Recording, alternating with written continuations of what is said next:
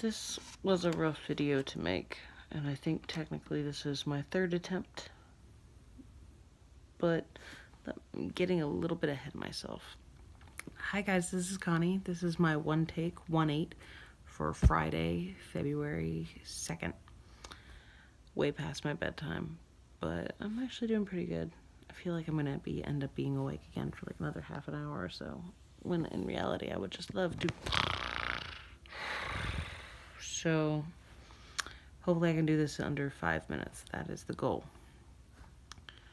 Today was a lesson in patience that I did not anticipate, and a lot of it had to do with my dad. I'm starting to accept more and more that he's in a growing state of dementia, and he understands it too as well. Most of my family gets it, and we all process it in different ways. So what you haven't seen off, or what you're not seeing off camera, is me processing it and crying about it, which is probably the only reason why I can get through a video like this without completely just like losing my blah blah blah. Because I've had all day to think about it. So let's see. I tried making this video when I was on my way to pick up my parents to do some water walking at the pool with Baby Bear. And that was like 9 minutes long. And about 20 minutes ago, I tried making this video, and that was 8 minutes long. And I'm like, ugh. I struggle as well because my family is awesome. They're the only family I've ever known, and I love them very much.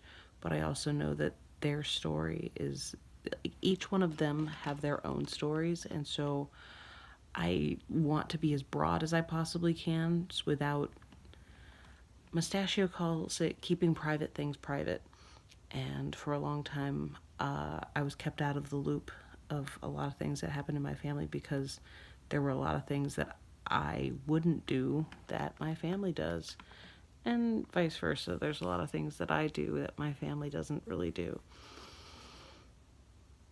Anywho, so I'm trying to get my dad more involved in swimming because I usually do that with my mom, and Dad felt left out, so I called him.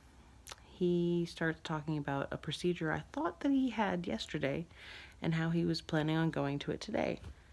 I got a little confused, so I start texting people to try and make sure that I'm on the same page, that I'm not missing something, what's going on. Finish that conversation. Meanwhile, the baby has been dealing with a growth spurt and teething to boot. She's probably about to cut one of these ones in the back because she always wants to take something and stick it all the way in the back of her mouth and just, which is fun. I'm very thankful that we don't grow teeth as an adult because it looks like it, and it from what I can see by proxy, it hurts a lot. So there was a phone call, totally threw me off. And then there was getting my dad in the car to go to the pool, which took 45 minutes of frustration. And then we got to the pool and he didn't swim, which was his prerogative. And then when we all got ready to go, he was in the locker room for almost an extra hour. And so easy to say in less than a minute's time, but walking through that collective total of like 3 hours today that I did not anticipate taking to just be patient and wait on my dad was definitely a learning experience, definitely in various ways learning how to, it's dipping my toe into the ocean that is dealing with somebody who is suffering from types of dementia. And he was in a car accident and suffered a traumatic brain injury because of that accident. And that and old age and other things, it's just going to gradually get worse as time progresses. And so dealing with the fact that I feel like there's a part of me that's lost my dad a long time ago because of this injury, and just learning how to navigate life with him without disrespecting him, with honoring him the way I know God calls us to do so, and processing it and accepting it and learning how to adapt with it is quite a lot to take in for one day, and makes me very appreciative for my family members that still live in the house with him, that do this as their job, and hope that they continue to adapt and grow with it in a way that brings people to peace.